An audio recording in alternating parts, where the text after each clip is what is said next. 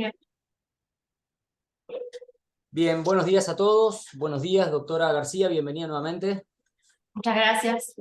¿Qué tal? Bueno, vamos a continuar con la etapa técnica, en este caso el examen oral del concurso número 228. Presentamos nuevamente a los doctores integrantes del jurado, al doctor Javier de la Fuente y al doctor Federico Sommer. Y los acompaña también, conectada vía Zoom, la consejera Andrea Paz. Bueno, doctora García, como usted sabe, tiene sus 15 minutos para exponer el tema que ha elegido, ¿sí? Va a tener un reloj en pantalla para poder ir ordenando la exposición y cuando termine, los doctores le van a hacer las consultas que estimen pertinentes. ¿Está bien? Bien, gracias. Bueno, la dejo con ellos y suerte, doctora. Bueno,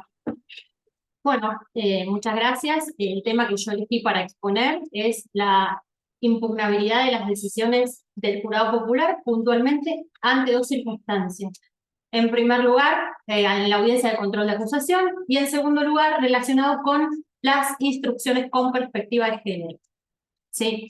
Bien, el artículo 227 del Código Procesal Penal consagra el principio de taxatividad, que refiere que las resoluciones judiciales son impugnables en los casos con las condiciones y por los motivos expresamente establecidos en el Código. Asimismo, se complementa con el 233, que nos detalla cuáles son las resoluciones impugnables. Fundamentalmente refiere las sentencias definitivas, la denegatoria de la suspensión del juicio a prueba y también, las referidas a las medidas cautelares, a la, digamos, denegatoria, concesión y prórroga de las cautelares, y agrega como un punto todo auto procesal importante. Es decir, que con este auto procesal importante se habilita al Tribunal de Impugnación a admitir otras cuestiones que en principio parecerían que no son impugnables.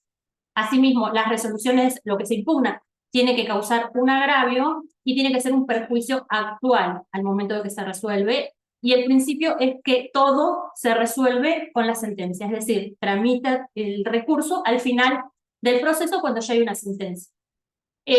Sin perjuicio de ello, se han abierto recursos en la audiencia de control de acusación, que es la etapa intermedia, que es la audiencia en la cual los jueces de garantías analizamos la teoría fáctica, jurídica y probatoria de las partes. Y en este sentido, el juez de garantías que interviene puede excluir prueba, ya porque la considere, ilegal obviamente, pero también porque sea impertinente o sobreabundante en su criterio. ¿Sí? Entonces, se han abierto recursos respecto tanto de Fiscalía como de la defensa. La defensa y la Fiscalía están en situaciones distintas. ¿Por qué? Porque en el caso de los juicios por jurado, el artículo 285 contempla los casos, digamos, o las circunstancias de impugnación de los juicios por jurado, refiere 3 supuestos. El primero de ellos está relacionado con la capacidad de constitución y recusación de los jurados. El segundo de ellos está relacionado con la prueba que haya sido excluida por el juez de garantías y que esto provoque un perjuicio a la defensa y que además sea prueba dirimente para el jurado que interviene. Y por último, el tema de las instrucciones al jurado. También, que sean dirimentes, obviamente, ¿no? Es el requisito. Lo cierto es que la Fiscalía no tiene recurso porque al final de este artículo refiere que contra la sentencia absolutoria de un juicio por jurado, el Ministerio Público Fiscal no tiene recursos salvo que se demuestre fehacientemente que hubo soborno. ¿Sí? Entonces, en definitiva, en la audiencia de control de acusación pasaba con respecto de la Fiscalía que si hacía reserva de impugnar, en muchos casos esa impugnación devenía en abstracta porque después no tenía cómo canalizarse. Y respecto de la defensa, se han abierto también por violación del derecho de defensa en juicio, debido proceso por cuestión de garantías constitucionales. En este sentido, el Tribunal de Impugnación tiene ya a esta altura una serie de precedentes importantes. En primer lugar, voy a hablar de un precedente del 2014, que es el caso Turra-Nahuel, en el cual impugnación abre el recurso, pero lo abre solamente por una cuestión de calificación legal. Es decir, que considera que el juez de garantías no justificó la calificación legal, la defensa pedía otra calificación legal y lo reenvía para que se vuelva a hacer la audiencia de control de acusación con otro juez de garantías y bueno, se determine la calificación legal adecuada y bueno, finalmente se hace con la misma calificación legal, pero ya la fundan, y eso ya queda firme. Luego hay varios precedentes, el caso de Torres Santilef, en el que participó el doctor Sommer, es un precedente que por ahí tiene mucha importancia, no solo a nivel provincial, sino también a nivel nacional, se ha tomado como una jurisprudencia importante, porque la jueza de garantías excluye unas fotografías del hecho de un bebé muerto porque consideran que le pueden causar un prejuicio, riesgo de prejuicio al jurado. Que además porque se podía probar de otra manera la muerte del bebé. La cuestión es que esto se impugna, se abre la impugnación y por mayoría se resuelve confirmar la decisión de la jueza de garantías y se habla de la regla 403 del Código de Evidencia de Puerto Rico, en la cual queda detallado, digamos, que si bien toda evidencia va a ser perjudicial, lo cierto es que hay determinados casos que son como más abusivos, o sea, porque, o ilegales, digamos, porque ¿qué harían? Lo que harían sería hacer que el jurado tenga un prejuicio. Entonces, lo que dice es que es un caso de perjuicio indebido, riesgo de perjuicio indebido. Y entonces confirman la decisión que excluía esas fotografías. Pero con el riesgo de perjuicio indebido queda como un parámetro ya sentado también en nuestra jurisprudencia. Hay otro caso después que intenta lo mismo, que es el caso de Fontán Guzmán, que también era un homicidio, y la defensa intenta excluir las fotografías, pero no tiene cabida ni de la jueza de garantías, ni tampoco del Tribunal de Impugnación.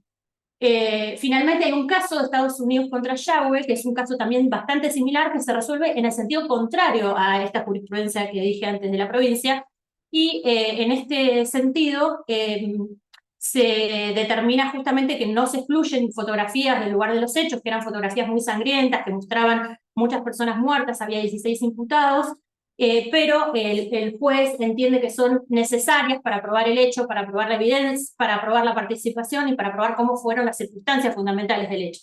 Y entonces no las incluye. Bueno, esto respecto de ese tema. Después hay otras circunstancias que se han abierto también la audiencia de control de acusación. Fundamentalmente hay dos casos en los que se abren. Uno es el caso ay, me olvido los nombres, pero bueno, hay dos casos más que se abren, uno es por una audiencia de control de acusación en la cual se excluye prueba y a pedido de la Fiscalía se abre y se permite, digamos, alguna prueba incorporarla y otra prueba se reenvía para que justamente la resuelva el juez de garantías.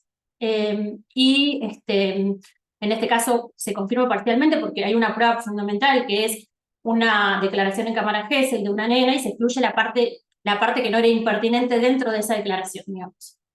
Y finalmente hay otro precedente más, que es el caso Benítez, que se excluye también, la jueza o el juez de garantías había incluido 209 CDs de escuchas telefónicas, y bueno, se excluyen también por irracional, lo que se permite es simplemente incorporar, porque digamos, el defensor alega que no podía controlar los 209 CDs, y lo que se permite es incorporar una declaración respecto de un informe respecto de este que contenía 5 declaraciones. Bien, esos son los precedentes. Yo lo que entiendo entonces es que hay que fundar cada caso, hay que analizar cada caso puntual, teniendo en cuenta, digamos, ya estos criterios, para ver si hay algún tipo de arbitrariedad que no pueda ser subsanada al final del juicio, porque como dije antes, normalmente todo se subsana al final. Luego voy a hablar rápidamente por una cuestión de tiempo respecto de la circunstancia también de la perspectiva de género en las instrucciones al jurado. Y es un tema también actual y muy polémico, puesto que hay una obligación convencional y constitucional de juzgar con perspectiva de género a las mujeres imputadas, también a las víctimas, tener en cuenta la perspectiva de género, pero el problema fundamental en nuestra provincia se han hecho 84 juicios por jurado, de los cuales hay 10 mujeres que fueron juzgadas como imputadas, y estas mujeres se enfrentan a una cuestión que son los prejuicios, estereotipos o sesgos del jurado popular. No solo tienen que enfrentar, digamos, a la acusación, a la fiscalía, sino que asimismo tienen que enfrentar todos estos prejuicios al momento de ser juzgada, de cómo debería ser una mujer de bien, de cómo debería ser una madre de bien, se las califica como viudas negras, como Pepita la Pistolera en los medios de comunicación. Son casos que, si se quiere, la mujer tiene como una doble vara, ¿no? Lo que debería considerarse que tiene, cómo tiene que actuar la mujer, más, bueno, obviamente enfrentar toda la acusación.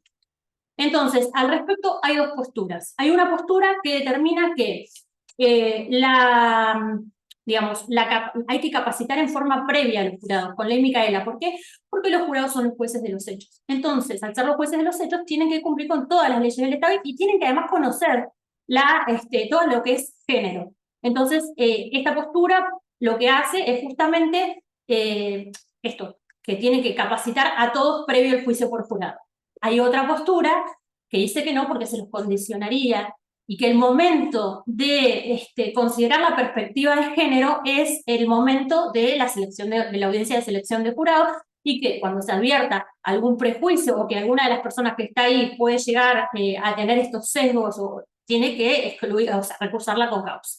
Más allá de ello, hay un caso que es bastante complejo en nuestra provincia, que es el caso de Agustina Giffman, que en realidad digo complejo porque ha sido confirmado por el Tribunal Superior de Justicia, llegó la provincia, ahora está en queja ante la Corte, pero es paradigmático por cuanto ha sido ampliamente criticado por la defensa. ¿Por qué? Porque en este caso, el juez de garantías le explica a los jurados que el delito de femicidio, el círculo de la violencia, tanto respecto de la víctima como respecto de la imputada, pero, digamos, el tema fundamental sería determinar si eso es juzgar con perspectiva de género o no, si alcanza con explicar el tipo legal y algunas cuestiones relacionadas con el tipo legal, o si es necesario explicar algo más, que es juzgar con perspectiva de género, que es juzgar sin prejuicios, sin estereotipos, sin esperar algo puntual de la mujer imputada en estas situaciones.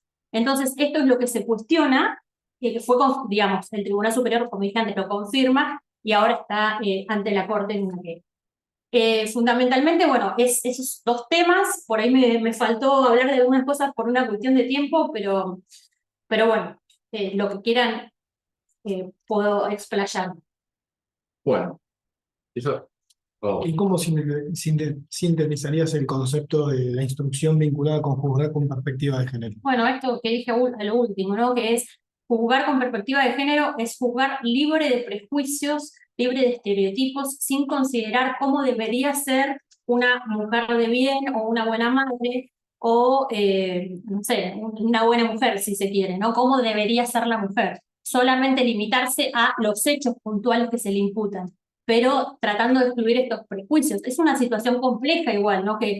Porque incluso a los jueces técnicos muchas veces les cuesta esta cuestión, porque como el derecho penal y el derecho procesal penal en general es un derecho de hombres pensado para hombres y no tienen en cuenta estas cuestiones. Entonces es como cambiar una práctica arraigada que está vinculada con la estructura patriarcal que nos rige como sociedad, ¿no? Entonces estas prácticas arraigadas, esta estructura, hay que deconstruirla.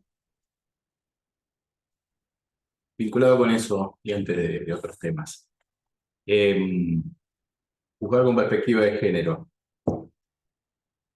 Nos ha pasado quienes fuimos jueces técnicos en algún juicio por jurados tener esta situación.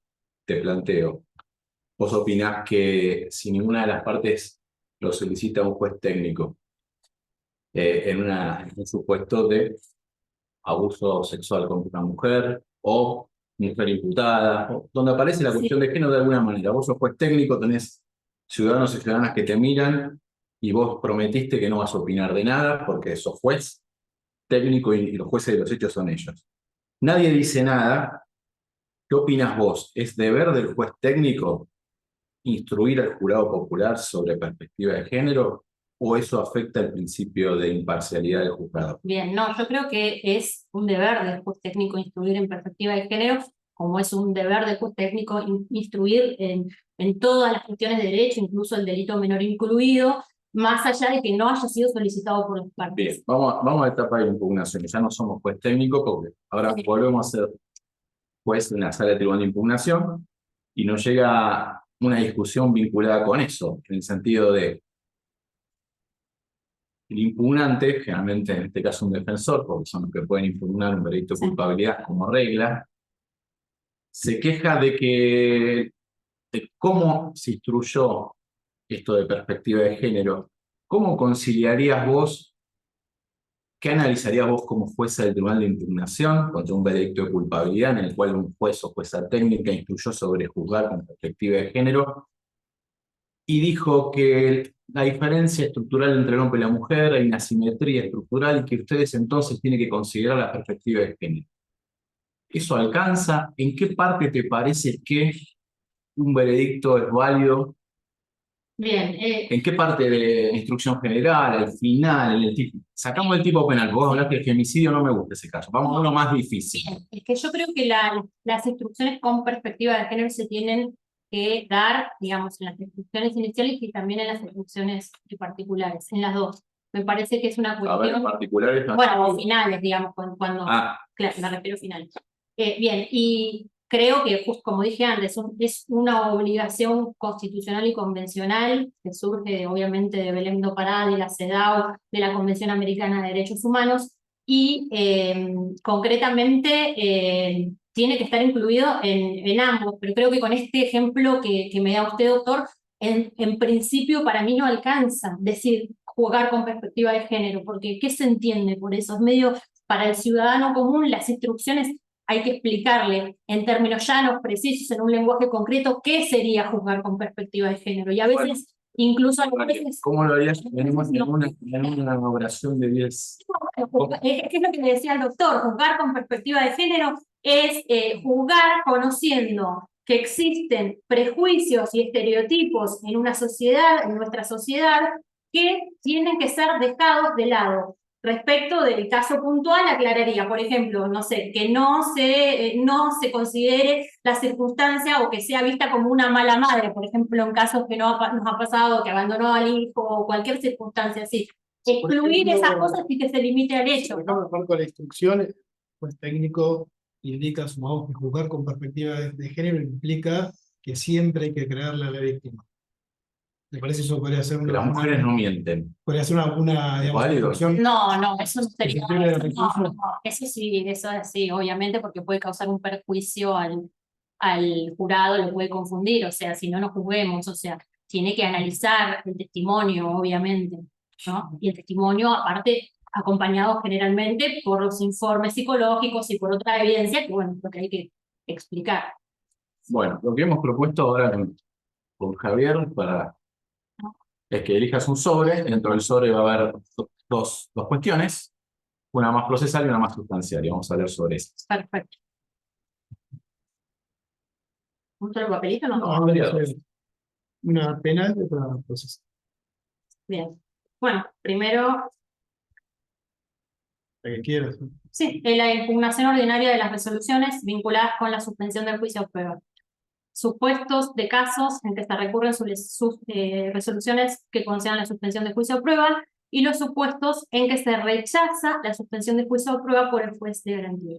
Bien, como dije antes, el artículo... Algo hablaste en Claro, las reglas sí. generales, Bueno, pero está bueno que lo digas. el artículo 233 contempla expresamente las resoluciones impugnables y todos los autos procesales. Y en materia de suspensión del juicio a prueba, ¿cuál es como La regla? obligatoria de la suspensión de juicio a prueba.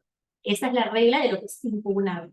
Respecto de la concesión de juicio a prueba, han habido diferentes criterios, no hay unanimidad. Hoy por hoy rige, primero, el Tribunal Superior de Justicia ha ido cambiando de criterio según la sala que le integraba. En este sentido, en primer lugar, rechazaban la suspensión, la impugnación de la Fiscalía, ¿sí? Eso en el caso García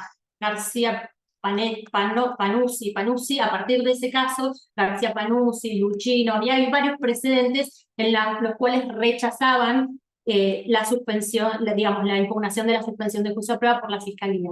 Hasta un precedente que fue el caso de Carrera de Pruebas. Hasta este precedente, y acá el Tribunal Superior de Justicia cambia de criterios y equipara a autoprocesal importante la denegatoria de suspensión de juicio o prueba porque considera... La concesión. perdón, claro, la concesión de juicio a prueba, porque considera que si se cumple con las obligaciones, se puede extinguir, digamos, sobreseer el delito. Entonces, en definitiva, lo que hace es le da la posibilidad de que puedan impugnar también la concesión de la suspensión de juicio a prueba, y en esto también quiero hacer una aclaración, es que por ahí es más polémico respecto de, digamos, cuando hay violencia de género, ¿no? Volviendo al mismo tema, pero de alguna manera esto es más polémico porque por el fallo Góngora de la Corte, digamos, en realidad en estos casos está controvertido si se le puede conceder o no la suspensión de juicio o prueba a un imputado,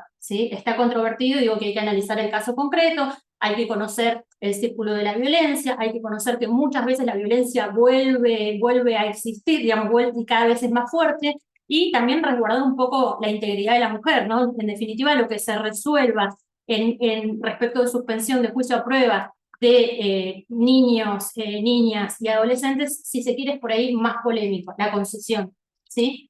¿Por qué? Porque hay muchos riesgos de reincidencia, sobre todo, bueno, como dije antes, a partir del fallo Góngora de la Corte, digamos, lo que dice que la mujer tiene derecho a un juicio y que en el juicio se ventile la responsabilidad del Yo te diría que por ahí más polémico y más difícil con una víctima mujer adulta. Y este escenario te planteo, ¿qué conflictos ves?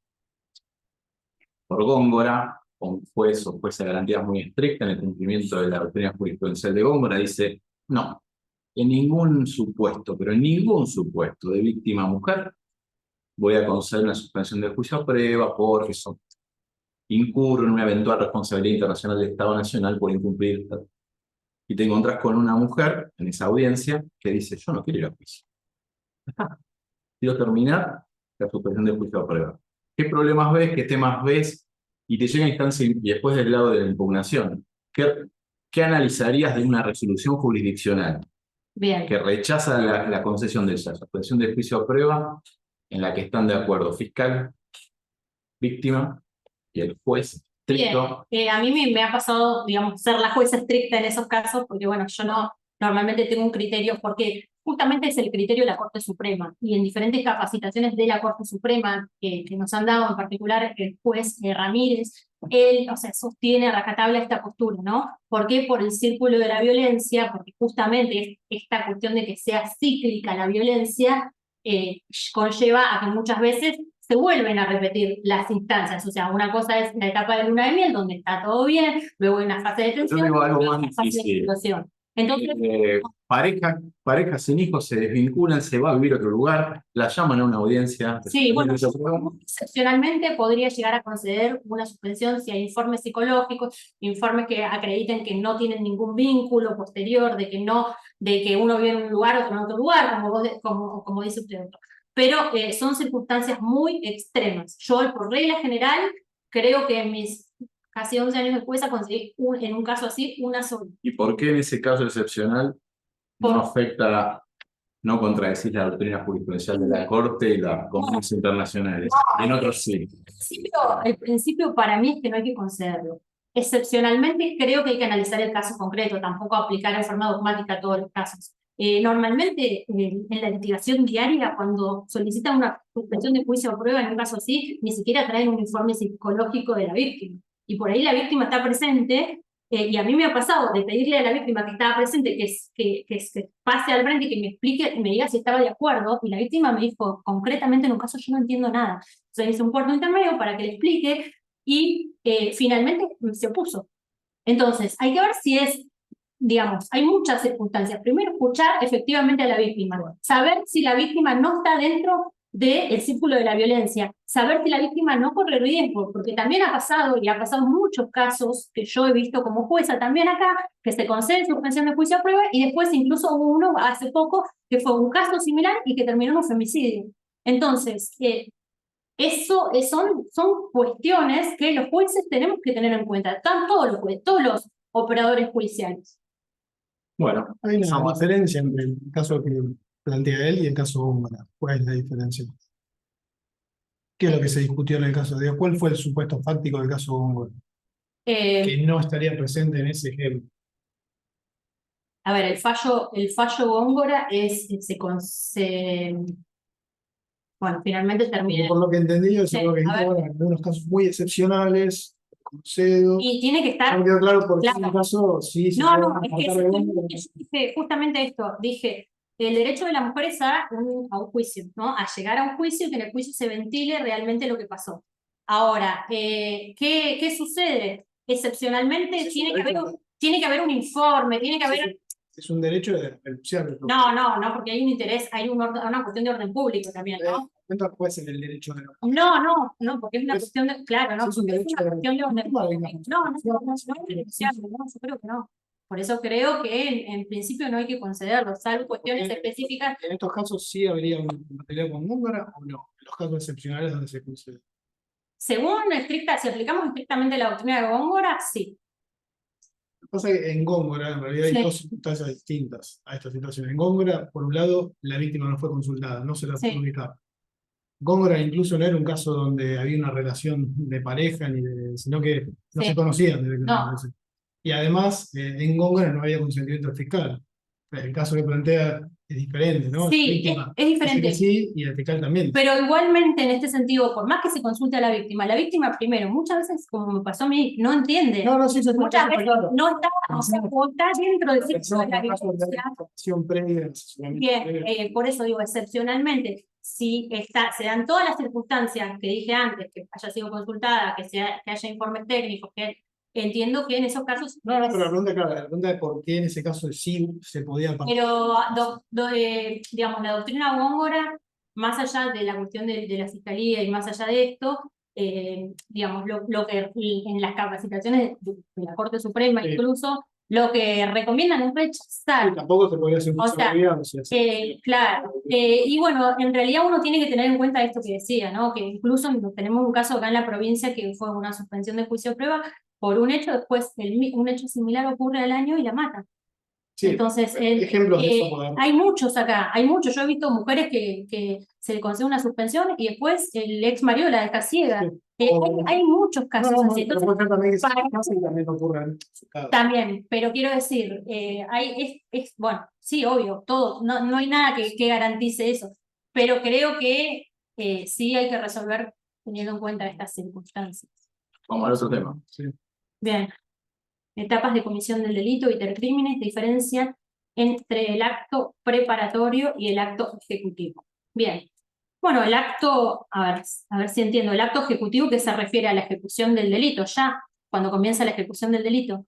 Bien, el acto preparatorio es, digamos, la parte de planificación, si se quiere, la parte anterior al delito, y en la medida que no comience la ejecución del delito, el acto preparatorio en general podría no ser un hecho punible, ¿no?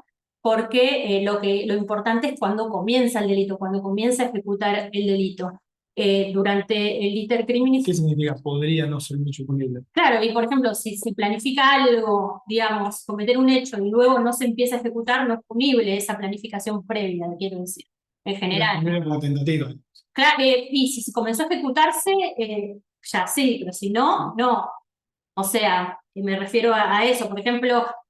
¿Puede haber un caso de acto preparatorio que sea punible, no como tentativa, pero que sea punible? Bueno, podría ser, no sé, no se me ocurre ninguno ahora en este momento, pero habría que ver cada caso en particular y analizarlo. El principio sería que no, pero podría ser que esté configurando otro delito con la preparación de ese delito, ¿no? De ese hecho delictivo. ¿No? A ver si me entiendo. O sea, sí se entendí que puede configurar otro delito. Claro. No, ahí me confundí en la preparación Pero del delito. No, del otro delito no, digo, en el acto preparatorio podrían llegar a cometer un delito, o depende, pero hay que analizar el caso concreto, pero en principio el acto preparatorio comienza a ser punible cuando comienza la ejecución del hecho. ¿Y cuándo empieza la ejecución del hecho? O sea, ¿cómo diferenciamos el acto preparatorio del acto ejecutivo? Que es, bueno, y hay que ver cuál es más difícil de responder, ¿no? Claro, hay que ver cuál es el hecho, ¿no? Por ejemplo, sí, es un tema también debatible, ¿no? Del hecho. Por ejemplo, qué sé yo, pongo el caso de un robo, como el hecho de ayer, que hubo... Hay diferentes, digamos, teorías que se han dado en la dogmática para abordar ese problema, ¿no? Respecto Claro. a cómo diferenciamos un acto preparatorio del comienzo de De la- ejecución, que ahí recién empieza la tentativa. Claro, Es decir, todo lo anterior, por supuesto, que no es punible con tentativa, sin perjuicio de que puede configurar un delito especial. Por ejemplo, Claro. un delito de periodo abstracto, cuando una persona adquiere un arma exacto. para matar, bueno, no responde todavía por el homicidio en tentativa, pero sí responde por la tenencia del arma. Ahí está diferente, pero digamos, los criterios dogmáticos para diferenciar el acto preparatorio La que es comienza... un tema muy complejo. Es un ¿no? tema muy complejo porque está siempre en el límite, ¿no? A ver cuándo se comienza ejecución del hecho, y en definitiva tiene que ver también con el hecho, con las características del hecho, me parece. Bueno, para ahí se han dado algunas teorías sobre eso importantes, ¿no? Que diferencian distintos criterios para diferenciar esas circunstancias.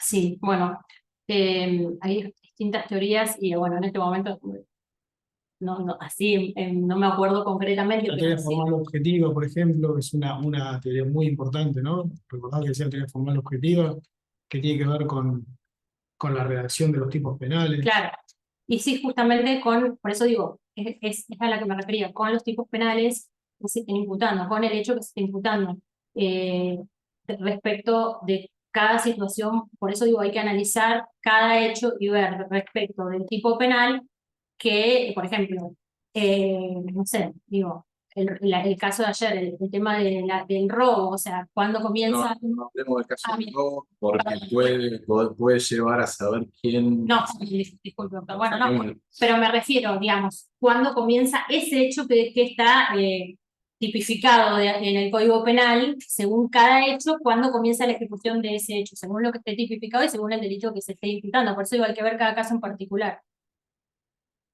Bueno, no. bueno, gracias. Gracias.